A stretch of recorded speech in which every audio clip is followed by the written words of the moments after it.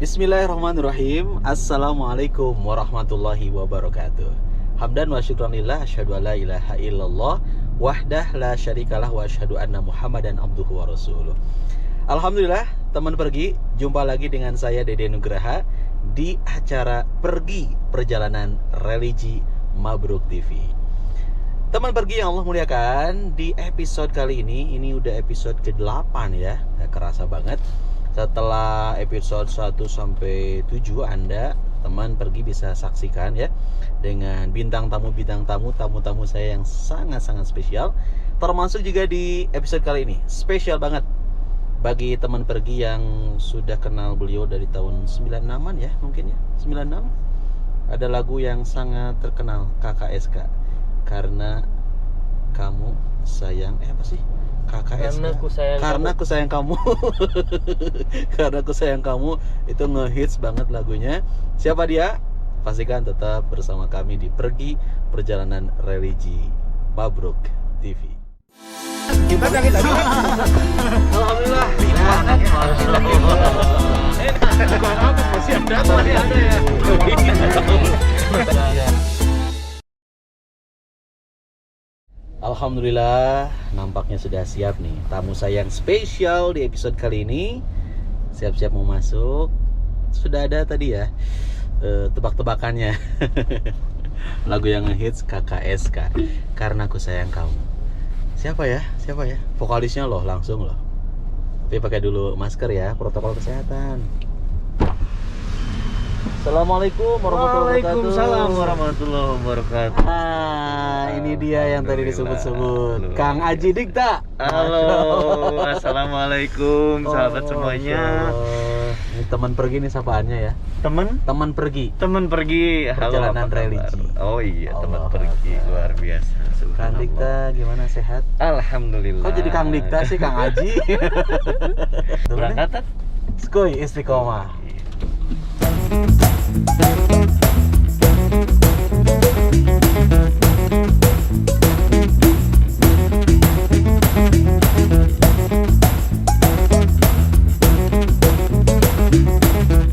Pergi biar perjalanan kita berkah, selamat, aman, nyaman, tenang, tentram. Kita biasakan untuk mengawali kebersamaan kita dengan doa. Bismillahirrahmanirrahim. Allahu akbar, Allahu akbar, Allahu akbar. Subhanalladzi sakhkhara lana hadza wa ma kunna lahu muqrinin wa inna ila rabbina lamunqalibun. Allahumma inna nas'aluka fi safarina hadza albirra wat taqwa wa minal amali ma tardha. Allahumma hawwin alaina safarana hadza wadwi anna bu'dah. Allahumma anta sahibu fis safar wal khalifatu fil ahli. Allahumma inni a'udzubika min wa'tha'is safar wa ka'abatil manzor wa su'il munqalabi fil mali wal ahli. Amin ya rabbal alamin. Baik, teman pergi yang Allah Subhanahu wa taala muliakan, sebelum kita bahas tema, saya mau tanya-tanya dulu ke Kang Aji nih. Kesibukan apa nih di kondisi pandemi seperti ini? Alhamdulillah. Kesibukan masih di dunia musik. Selain itu juga aktivitas ya bersama keluarga juga. Iya. Lalu aktivitas sama teman-teman di studio atau di gerakan-gerakan komunitas juga alhamdulillah masih jalan. Alhamdulillah. Meskipun memang dengan protokol kesehatan yang ketat ya. Betul. Dan kalau saya tidak salah, ini Dikta ini berdiri sejak 18 Agustus 19. 18 Agustus 96 bukan? 96. Betul. Oh, betul ya, alhamdulillah. Kira-kira 18 tahun 18. Kolot pisan. Tua banget. Agustusnya belum disebut. Tahun 96, legend banget nih Kang ya. Nah, Masya itu Allah. pelajaran jangan tergesa-gesa ya, Tat. Jangan tergesa-gesa menyimpulkan. Jangan pandai langsung menilai gitu ya, bahaya langsung. Aduh, menilai, langsung nge-judging itu bahaya ternyata. Bisa salah. Nanti malu sendiri gitu. Iya. Ini yang hits ya. Tentu lagu-lagu Dikta mah ngehit semua. Alhamdulillah. Salah satunya KKSK itu ya. Iya, karena aku sayang Karena kamu. Aku Sayang Kamu. Nah, Iya. untuk episode kali ini kita mau kasih temanya KKCA aja. KKCA apa Karena itu? ku cinta Allah. Allahu Akbar. Ini keren bicara mengenai cinta nih. Cinta. Karena ku cinta Allah. Cinta. Boleh ya bicara cinta ya? Wah, luar biasa Kang, itu mah sesuatu yang dahsyat Dahsyat banget. Sebelum kita ngebahas tentang bab cinta, kita mau baca Quran dulu, Kang. Iya. Ini udah jadi SOP-nya program pergi. Kita akan baca surat Ali Imran ayat 31. Teman pergi juga bisa buka Al-Qur'annya ya. Surat Ali Imran surat ketiga ayat 31. Ayat 31. Nah, sudah ketemu ya, Kang ya? Sudah, Kang. A'udzu billahi minasy syaithanir rajim. A'udzu billahi minasy syaithanir rajim. Qul in kuntum tuhibbunallaha fattabi'uni yuhibbukumullah. Qul in kuntum tuhibbunallaha fattabi'uni yuhibbukumullah. Fattabi'uni yuhibbukumullah wa yaghfir lakum dhunubakum. Fattabi'uni yuhibbukumullah wa yaghfir lakum dhunubakum. Wallahu ghafurur rahim. Wallahu ghafurur rahim. Sami'na wa ta'na ghufranaka rabbana wa aqamna. Barakallahu fiik. Ada terjemahnya, Kang? Ada. Boleh dibantu? Boleh.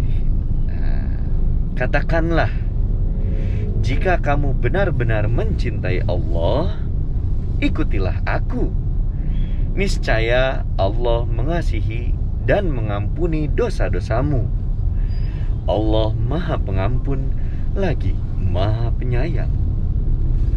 Masya Allah, ini ayat bicara mengenai cinta ya. Cinta. Satu di antara sekian banyak ayat bicara mengenai cinta.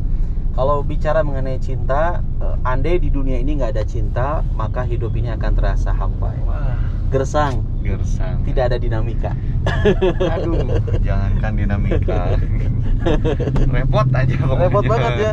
Karena teman pergi ya, cinta itu membuat yang jauh jadi dekat. Nah, permusuhan jadi pertemanan ya kan, perdamaian. Betul banget. Kalau ada orang yang nggak tertarik dengan cinta, filsuf sekaliber Plato pernah mengatakan, andai orang nggak tertarik dengan cinta, maka dia hidup, maka dia berjalan dalam kegelapan. Jadi kalau ada orang yang nggak tertarik, ngapain sih ngomongin cinta, hakikatnya dia berjalan dalam kegelapan. Betul. Jadi yang namanya cinta ini sesuatu ya fitrah ya. Fitrah kita sebagai manusia, pasti setiap insan itu diberikan cinta oleh Allah Subhanahu wa taala. Nah, bicara mengenai cinta, tentu kita pun harus bagaimana memposisikan kecintaan kita kepada bapak kita, orang tua kita, cinta kita kepada pekerjaan, cinta kita kepada rumah. Jangan sampai kecintaan kita kepada itu semua itu kemudian mengalahkan kecintaan kita kepada Allah Subhanahu wa taala. Makanya di kesempatan episode kali ini kita akan bicara mengenai KKCA ya, karena ku cinta Allah. Karena ku cinta Allah. Mencintai orang tua maka harus tanggung jawab. Betul.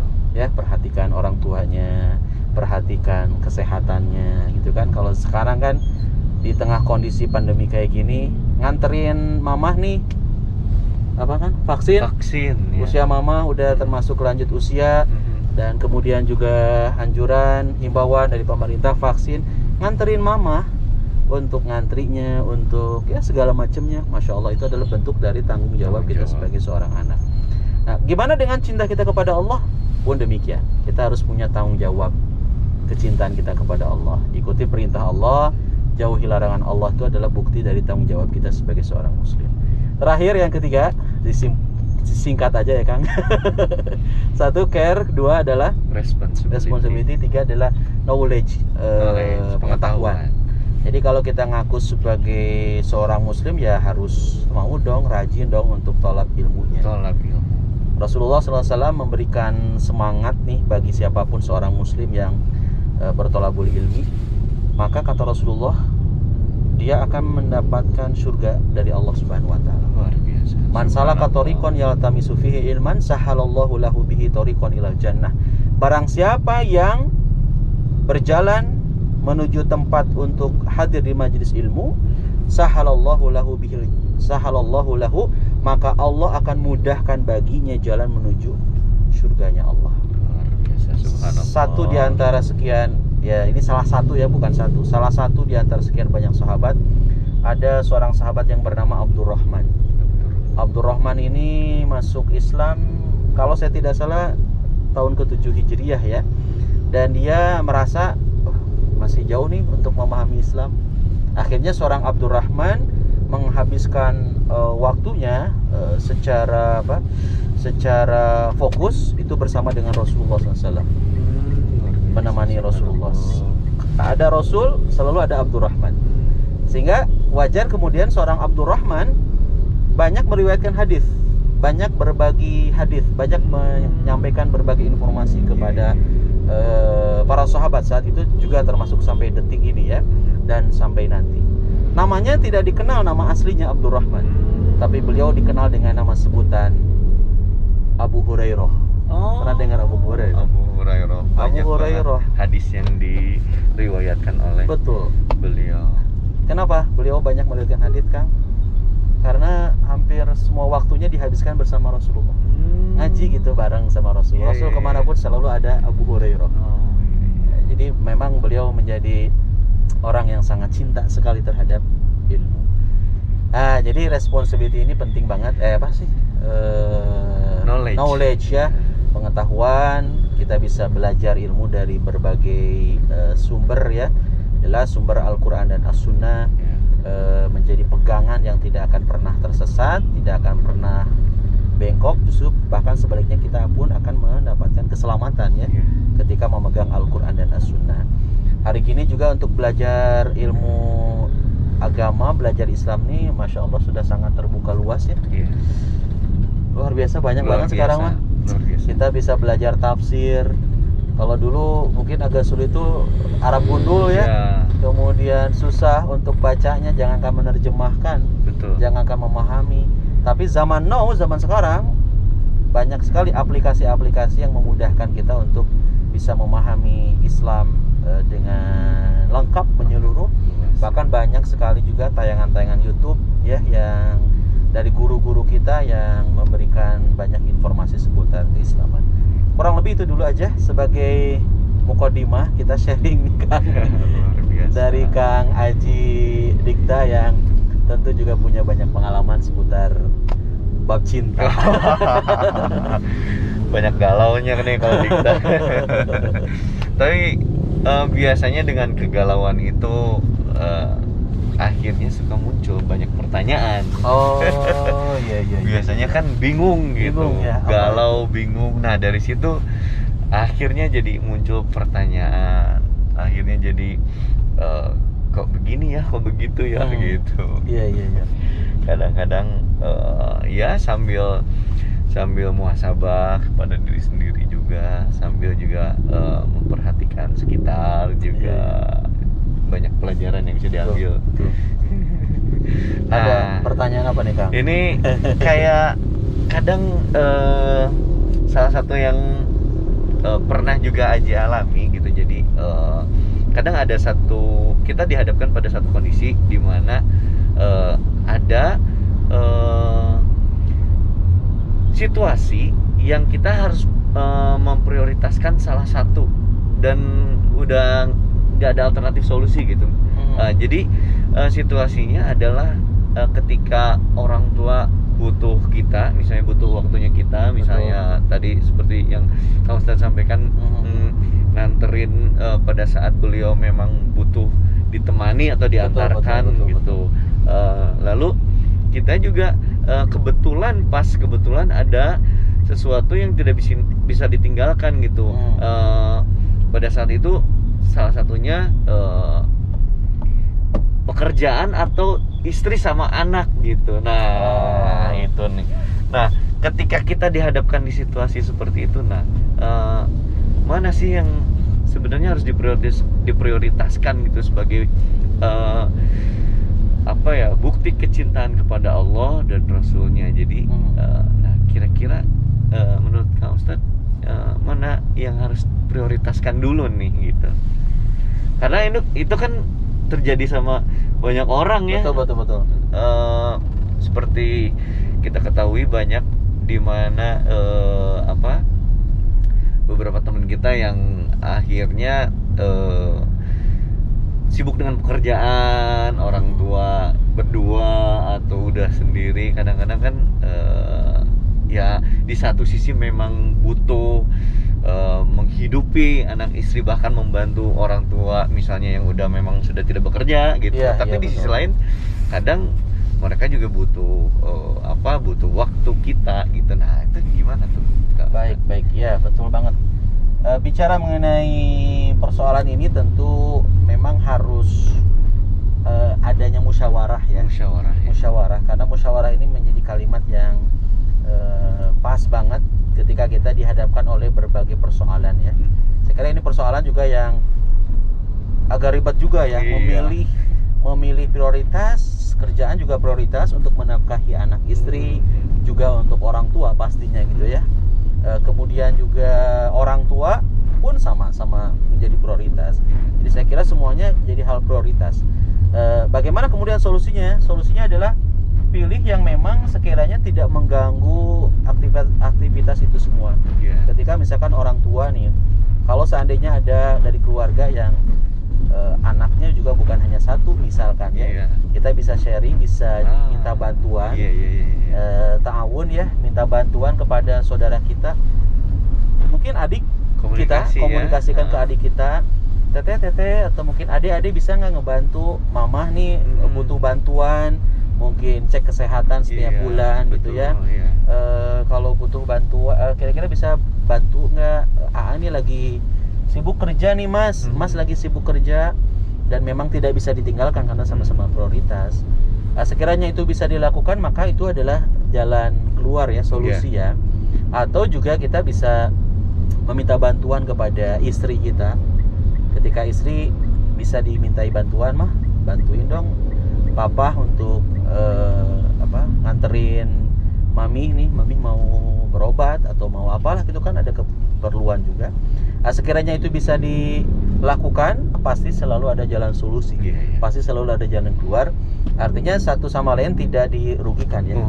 Orang tua juga alhamdulillah kalau orang tuanya paham, ngerti, nggak bisa nganter tuh karena ya paham mamah juga lagi sibuk ya, apalagi lagi di luar kota. Sekiranya bisa diwakilkan itu jauh lebih baik. Jadi semuanya kewajiban bisa tuntas dan tunaikan. Nah, ini yang paling menarik nih. Ketika misalnya nganterin nih orang tua, memang harus periksa misalnya cek kesehatan. Tapi waktunya sholat tiba dan cek kesehatan panjang waktunya sampai menghabiskan. Nah, itu gimana dok? Saya jadi dokter. Perasaan lagi konsul sama dokter ya? Karena ngomong cek kesehatan gitu. Jadi kira-kira solusinya gimana yang terbaik misalnya? Sementara kan syarat-syarat kayak jama qosor itu kan ada jarak yang harus. Nah, itu yang kayak gitu-gitu gimana? Ini pun dihadapkan pada dua persoalan yang sama-sama sulit ya. Ngantri, ketika tidak ngantri atau mungkin terlewat antrian maka akan kembali panjang lagi ya, kita paham bersama lah ya situasi kondisi saat ini. Ketika kondisinya memang ini kesehatan juga sama prioritas ya, apalagi sepuh, yang namanya sepuh tuh ya orang tua kita aja. Jangankan orang tua ya, kita juga yang masih muda ya kepengennya segera ya, untuk dipanggil antrian, untuk selesai lah segalanya. Maka solusinya adalah kita selesaikan dulu urusan kita, urusan bab ngantri untuk cek kesehatan dan sebagainya. Setelah itu maka kemudian kita laksanakan sholat. Bagaimana kalau persoalannya kemudian sholat Sebut saja sholatnya sudah masuk pada waktu sholat yang selanjutnya, baru. Ya. Sholat selanjutnya. Pada satu situasi kondisi tertentu, kita diperbolehkan melaksanakan jamaah qashar. Meskipun tidak dalam kondisi safar. Ya. Tapi itu tidak boleh menjadi kebiasaan. Ya. Apalagi kondisinya darurat ya kan ya. Ad-daruratu tubihul mahdurat. Kedaruratan ini membolehkan hal-hal yang terlarang. Kondisinya sangat ya, kondisinya nggak mungkin juga. Sama kayak dokter ya, termasuk sama kayak dokter juga. Dokter lagi operasi. Ya. Allahu Akbar. Sekedapnya bade sholat dulu. Mau sholat dulu. Akhirnya si pasien yang harusnya ditangani dengan cepat, kritis, jadi madarat lebih besar, meninggal dunia karena tidak ditangani dengan segera. Nah, kondisi dokter yang namanya operasi itu kan bukan sejam 2 jam gitu kan, butuh waktu yang lama gitu kan. Sedangkan waktu berdampingan dengan sholat, bahkan jadi melebihi waktu salah satu sholat. Nah, maka boleh dalam situasi kondisi tertentu untuk melaksanakan jamaah dan qashar. Jamaah artinya menggabungkan, menyatukan.